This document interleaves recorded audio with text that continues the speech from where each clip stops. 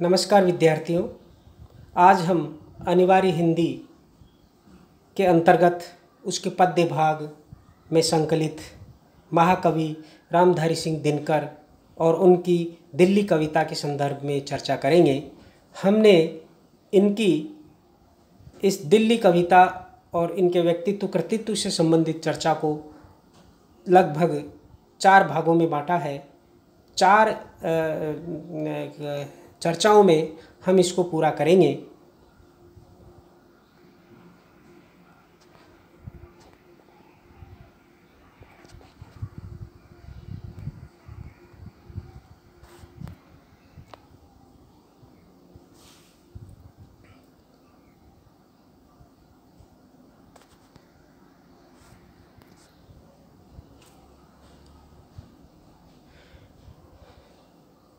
जो पहली चर्चा है,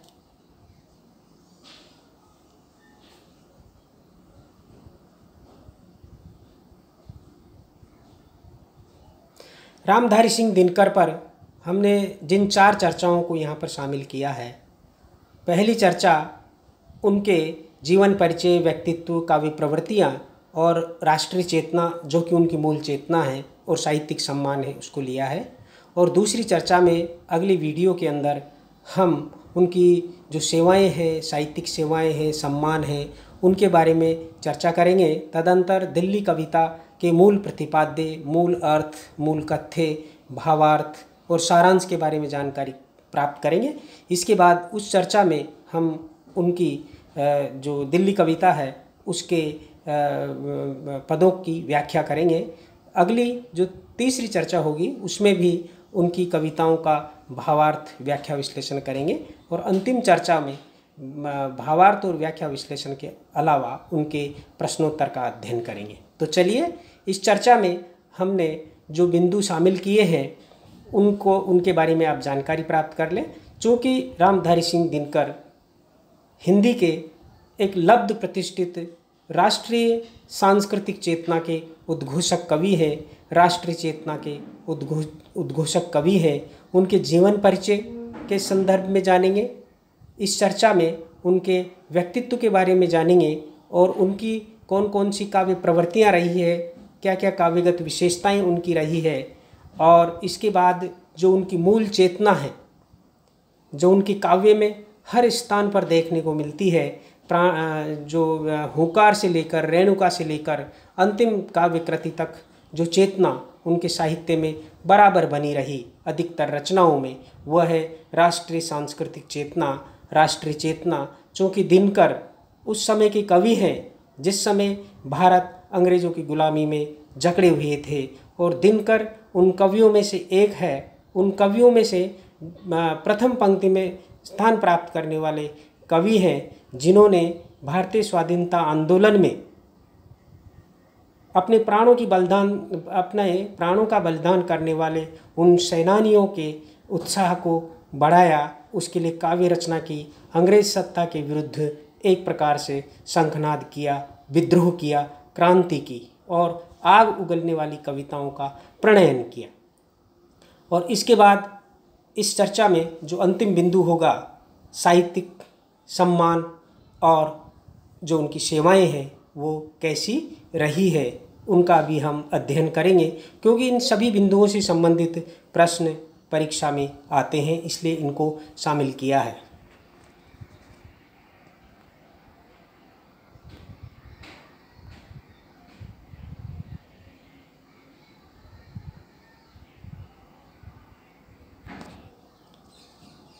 अब हम रामधारी सिंह दिनकर के जीवन परिचय से संबंधित जानकारी प्राप्त करेंगे, क्योंकि जीवन परिचय से संबंधित भी प्रश्न पूछे जाते हैं। तो देखिए, बहुमुखी प्रतिभा के धनी रामधारी सिंह दिनकर का जन्म 23 सितंबर 1908 में बिहार राज्य के मुंगेर जिले में सिमरिया घाट नामक गांव में एक किसान परिवार में हुआ तथा मृत्यु 24 अप्रैल 1974 में हुई। बचपन से ही कठोर जीवन संग्राम से गुजरने के कारण उनके व्यक्तित्व का जुझारूपन अंत तक अपनी रचनाओं में बना रहा, वही उनकी रचनाओं में अभिव्यक्त हुआ। कहने का तात्पर्य यह कि उनकी रचनाओं में एक अनोखा जुझारूपन है, एक अनोखा उत्साह है, एक संघर्ष की भावना है। घर पर ही प्रारंभिक शिक्षा प्राप्त करने के बाद इन्होंने हाई स्कूल मोकामा घाट से तथा पटना विश्वविद्यालय से इतिहास में बीए की उपाधि प्राप्त की। इसके बाद 1934 में सीतामढ़ी में सब रजिस्ट्रार के पद पर नियुक्त हुए, जो कि 1947 तक रहे। यहाँ पर हम एक बात पर विचार करना चाहेंगे कि जब इनको 1934 में अंग्रेज सरकार ने सब रजिस्ट्रार के पद पर नियुक्त किया और इसके कुछ ही दिनों बाद रेणुका और हुंकार जैसी काव्य कृतियाँ जब सामने आई, जिनमें राष्ट्रीयता का शंखनाद था, अंग्रेज सरकार के विरुद्ध जो कि आग उगलती कविताएं जब ये लिखने लगे, तो अंग्रेज सरकार को मानना पड़ा कि हमारा ये निर्णय गलत था। ऐसे व्यक्ति को हमने एक पद दिया है जो हमारे खिलाफ काम कर रहा है। इससे हम दिनकर के जुझारूपन, उनकी विद्रोहशीलता और भारतीय जन जागरण के प्रति इनके रुझान को समझा जा सकता है।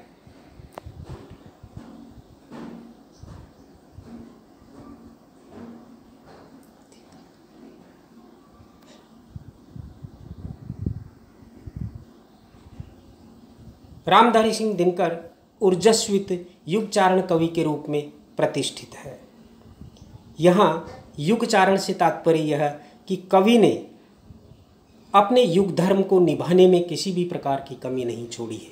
किसी भी साहित्यकार का सबसे बड़ा धर्म होता है युग धर्म, कि युग की मांग के अनुसार काव्य रचना करना, राष्ट्र समाज की मांग के अनुकूल कार्य करना, अनुकूल काव्य रचनाएं करना, साहित्य रचना करना, यही किसी श्रेष्ठ साहित्यकार का युग धर्म होता है। और उस युग धर्म को रामधारी सिंह दिनकर ने निभाया है। जब हम उनकी रचनाओं को पढ़ते हैं तो हम भी एक प्रकार से इस मातृभूमि के वीर सैनिक सा होने का उत्साह हमारे अंदर पैदा होता है। इनके काव्य में राष्ट्रीय चेतना के प्रखर स्वर के साथ ही छायावादी रोमांटिकता का भी आभास मिलता है। दिनकर ऐसे निराले कवि हैं जिनके काव्य में ये दोनों विशेषताएं एक साथ मिलती है। एक तरफ वीर और उत्साह का भाव है, दूसरी तरफ कोमल श्रृंगारिक प्रवृत्ति भी देखने को मिलती है। ये छायावादोत्तर काल के राष्ट्रीय चेतना के उद्घोषक कवियों में अग्रणी माने जाते हैं। अर्थात इनका जो रचना काल है वह छायावाद के बाद आता है, छायावादोत्तर काल जिसे कहा जाता है। यह यहाँ स्पष्ट कर देना उचित होगा कि दिनकर की काव्य चेतना में द्विवेदी युग, छायावाद और प्रगतिवाद का सर्वोत्तम अंश सामाजिक एवं राष्ट्रीय सांस्कृतिक चेतना विद्रोही स्वातंत्र्य चेतना के रूप में उपस्थित है। सौंदर्य, प्रेम, क्रांति, विद्रोह, राष्ट्रीयता, सुधारवाद और भारत का अतीत गौरव इनकी कविता के मुख्य विषय रहे हैं।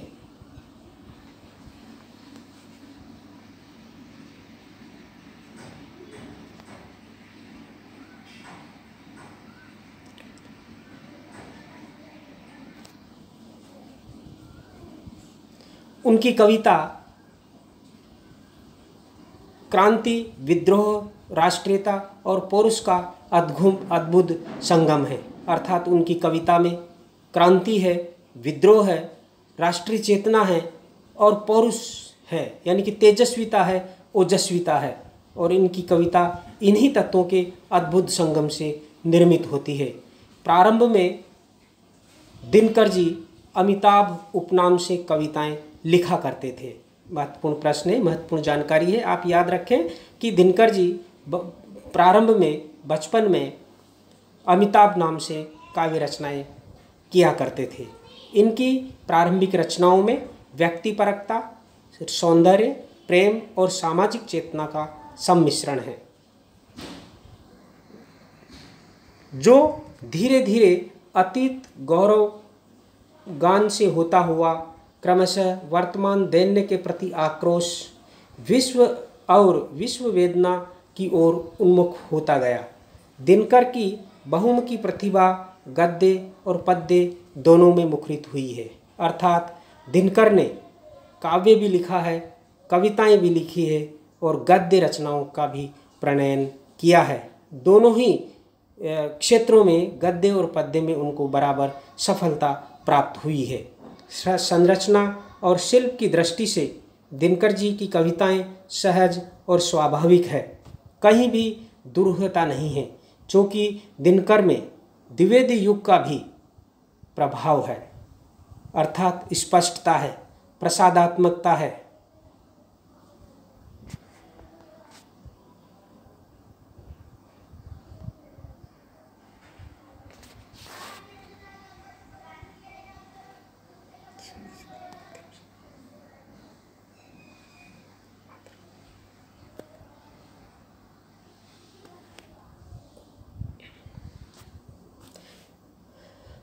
दिनकर जैसी तत्सम बहुल शब्दावली, ओज, प्रसाद व माधुर्य गुण संपन्न भाषा, भावानुकूलता अन्य कवियों में विरल है, अर्थात मिलना दुर्लभ है।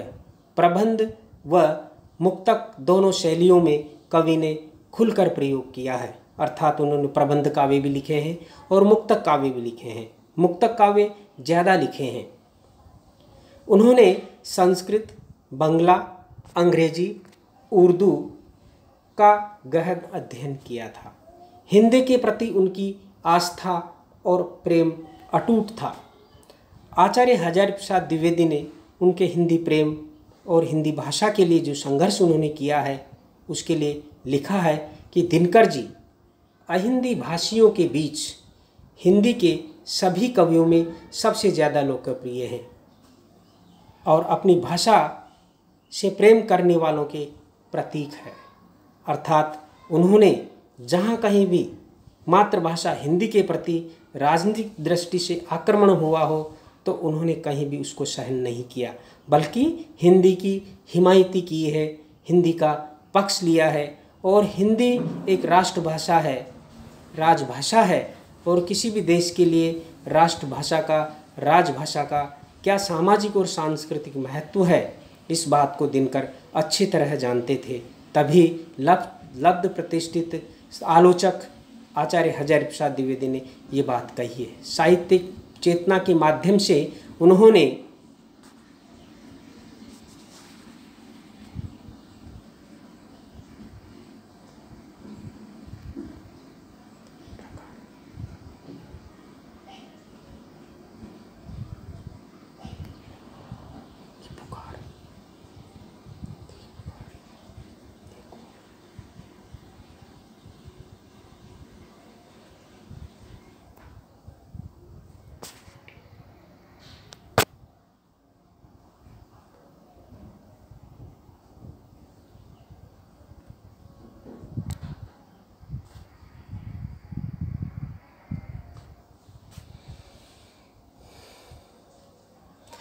देश और समाज के प्रति जो योगदान दिया है उसके बारे में हरिवंश राय बच्चन ने कहा था कि दिनकर जी को एक नहीं बल्कि गद्य, पद्य, भाषा और हिंदी सेवा के लिए अलग अलग ज्ञानपीठ पुरस्कार दिया जाना चाहिए। यह दिनकर के उस समय के प्रभावशाली व्यक्तित्व और योगदान का ही परिणाम है कि हरिवंश राय बच्चन जैसे साहित्यकार, जैसे कवि उनकी प्रशंसा करते हैं। रामधारी सिंह दिनकर स्वतंत्रता से पहले एक विद्रोही कवि के रूप में स्थापित हुए साहित्य जगत में, कि उनकी कविताएं अंग्रेजी सत्ता के खिलाफ विद्रोह करती है, क्रांति करती है, बगावत करती है। और ये कविता भी जो दिल्ली कविता आपके पाठ्यक्रम में है, वह भी एक प्रकार से अंग्रेज सत्ता को सीधी चुनौती देने वाली कविता है। दिनकर अपनी कविताओं के माध्यम से चुनौती देते हैं, अपनी कविताओं के माध्यम से अंग्रेज सत्ता को ललकारते हैं और स्वतंत्रता सेनानियों का उत्साहवर्धन करते हैं। और स्वतंत्रता के बाद राष्ट्र कवि के रूप में जाने गए। हिंदी के प्रथम राष्ट्र कवि के रूप में वैसे मैथिली शरण गुप्त का नाम आता है, लेकिन मैथिली शरण गुप्त के बाद अगर किसी कवि को राष्ट्र कवि की उपाधि दी जाए तो वह रामधारी सिंह दिनकर ही होंगे, उनके अलावा नहीं। और स्वतंत्रता के बाद राष्ट्र कवि के रूप में जाने गए। वे छायावादोत्तर कवियों में पहली पीढ़ी के कवि थे। एक ओर उनकी कविताओं में ओज, विद्रोह, आक्रोश और क्रांति की पुकार है, तो दूसरी ओर कोमल श्रृंगारिक भावनाओं की अभिव्यक्ति। कहने का तात्पर्य यह कि उनकी कविताओं में वीर रस भी है और कोमल श्रृंगारिक प्रवृत्तियाँ भी हैं, जैसे उर्वशी है।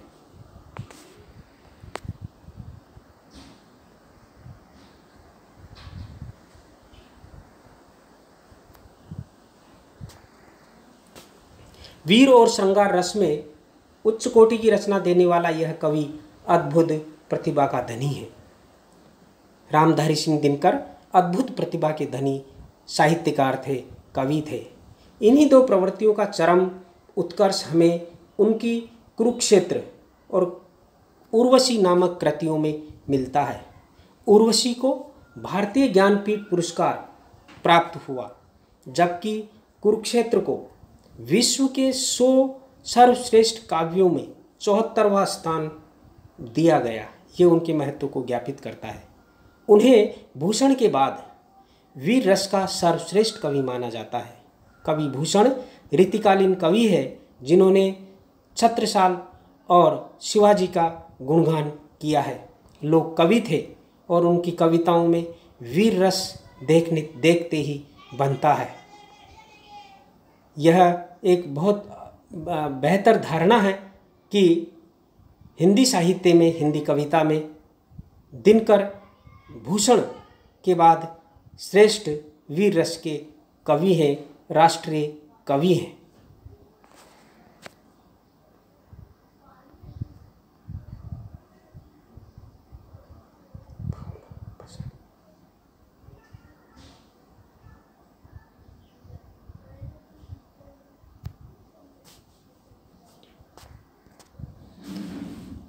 अब हम दिनकर की राष्ट्रीयता या राष्ट्रीय चेतना के संदर्भ में विशेष प्रकाश डालेंगे।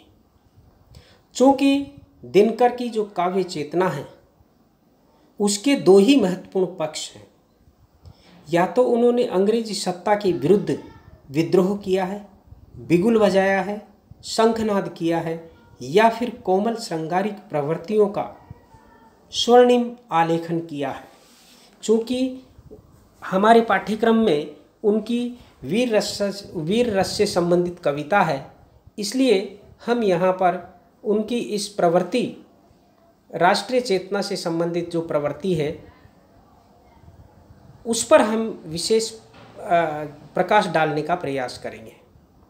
रामधारी सिंह दिनकर की राष्ट्रीय चेतना के संदर्भ में हम दो बात कह सकते हैं कि वो अनल के कवि हैं, युगचारण हैं और प्रथम राष्ट्र कवि मैथिली शरण गुप्त के सच्चे उत्तराधिकारी हैं।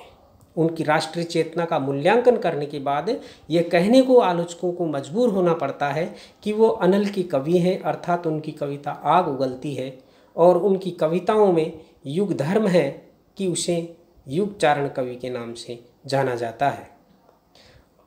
किसी भी कवि की राष्ट्रीय चेतना को परखने के लिए हम 4-5 विशेषताएं हैं जिनको यहाँ पर रखना चाहेंगे।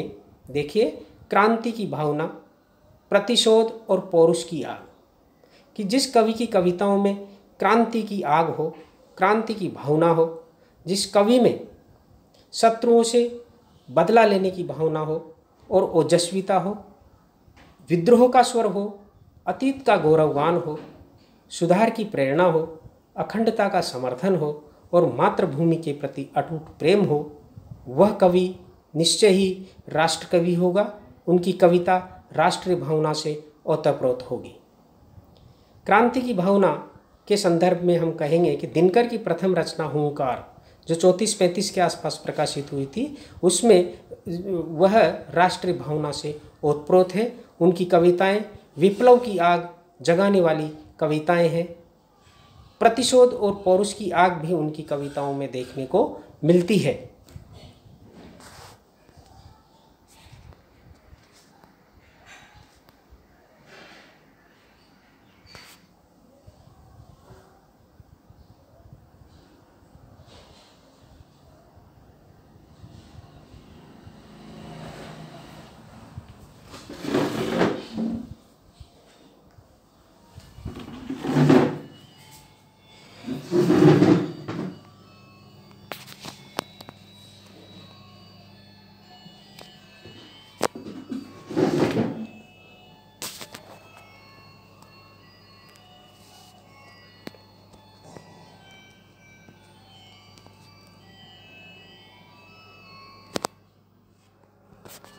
कवि दिनकर की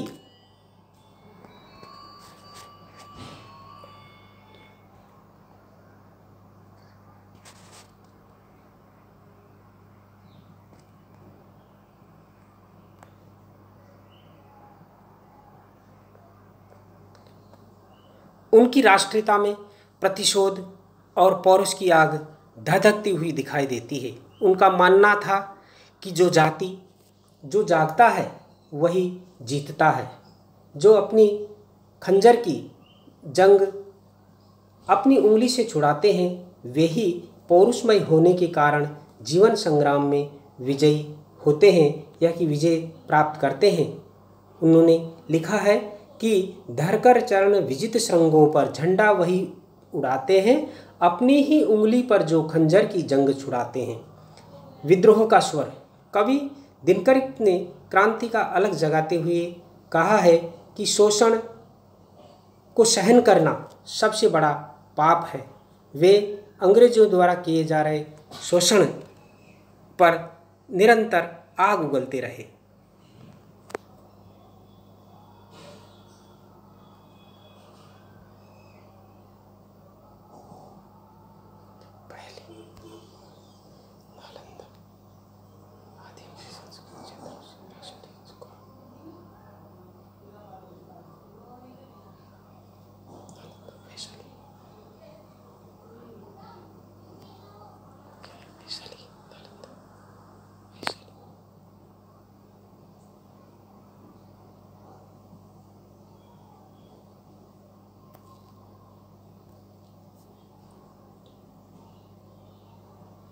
उन्होंने अपनी कविता के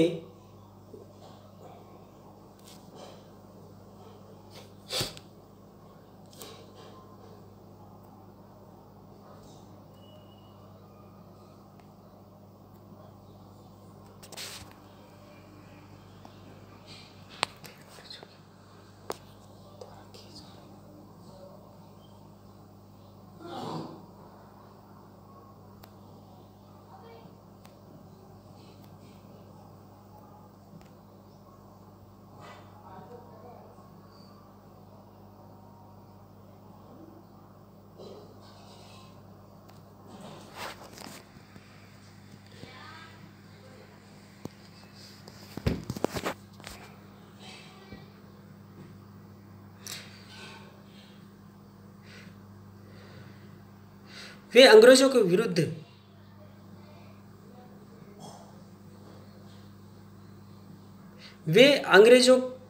के द्वारा किए जा रहे शोषण के विरुद्ध विद्रोह की भावना का प्रसार जनता में कविता के माध्यम से करते हैं। वे विद्रोही स्वर में कहते हैं कि धर्म है हुताशन का, धधक उठे तुरंत, कोई क्यों प्रचंड वायु वेग को बुलाता है। हुताशन का अर्थ यहाँ पर आग से है और वायु का मतलब हवा से है।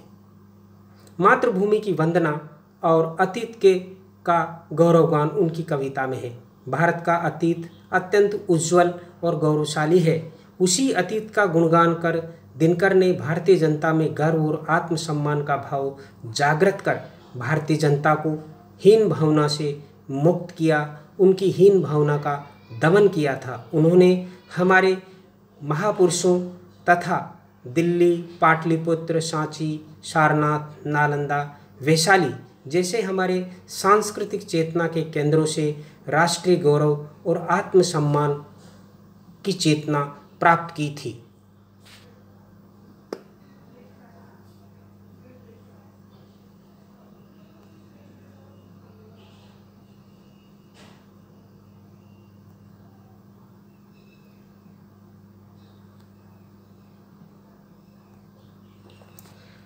उन्होंने अपनी कविता में मातृभूमि के प्रति अगाध प्रेम की व्यंजना की।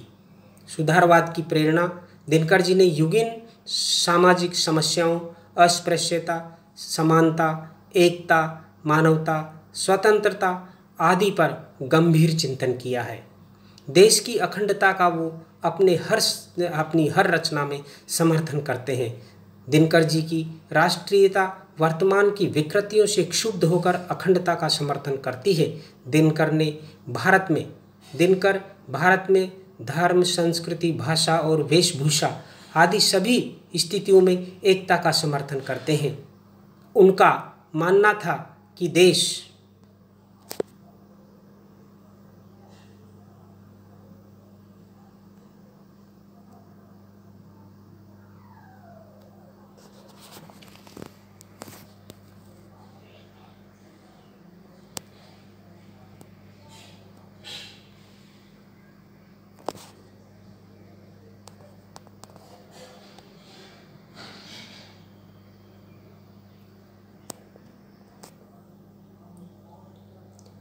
देश की अखंडता की रक्षा के लिए युद्ध भी आवश्यक हो तो युद्ध का दिनकर खुलकर समर्थन करते हैं।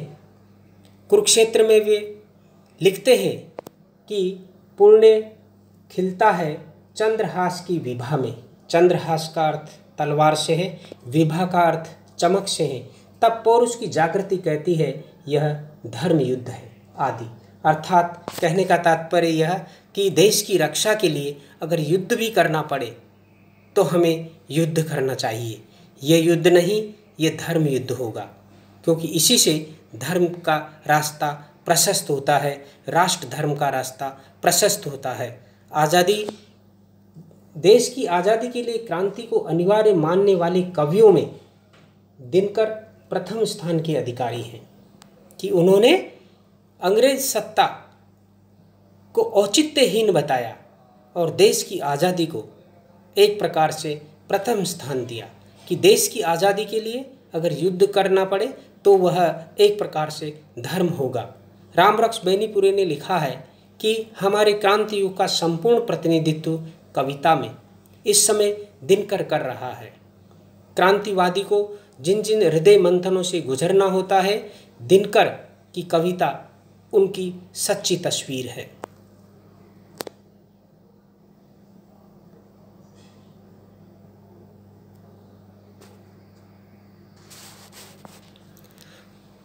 प्रसिद्ध साहित्यकार और आलोचक प्रोफेसर नामवर सिंह ने कहा है कि दिनकर जी अपने युग के सचमुच सूर्य थे।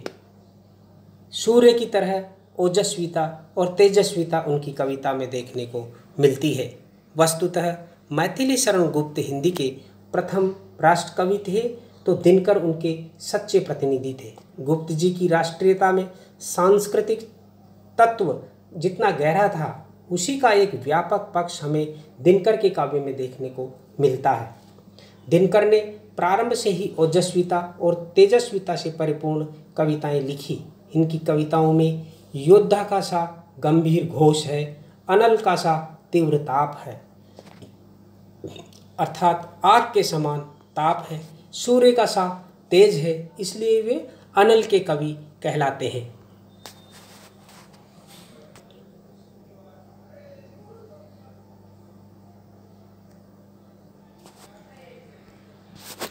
दिनकर ने 14 वर्ष की अवस्था में ही अपना पहला गीत लिख दिया था जो उनकी प्रतिभा को प्रमाणित करता है। उनको राजगुरु धुरेंद्र शास्त्री से राष्ट्र प्रेम, स्वदेशानुराग एवं राष्ट्रभाषा प्रेम की चिंगारी प्राप्त हुई थी और माखनलाल चतुर्वेदी, मैथिली शरण गुप्त, बालकृष्ण शर्मा नवीन जैसे तत्कालीन कवियों से ओजस्वी काव्य की प्रेरणा प्राप्त हुई थी। अर्थात उनको एक प्रकार से हर क्षेत्र में राष्ट्रीय चेतना की प्रेरणा प्राप्त हुई थी। संस्कार के रूप में अज्ञेय ने दिनकर को मैथिली शरण गुप्त का सभ्य और सही उत्तराधिकारी घोषित किया था। वे कहते हैं कि गुप्त जी के बाद राष्ट्रीयता की सम्यक और प्रत्यक्ष अभिव्यक्ति दिनकर के काव्य में ही हुई है।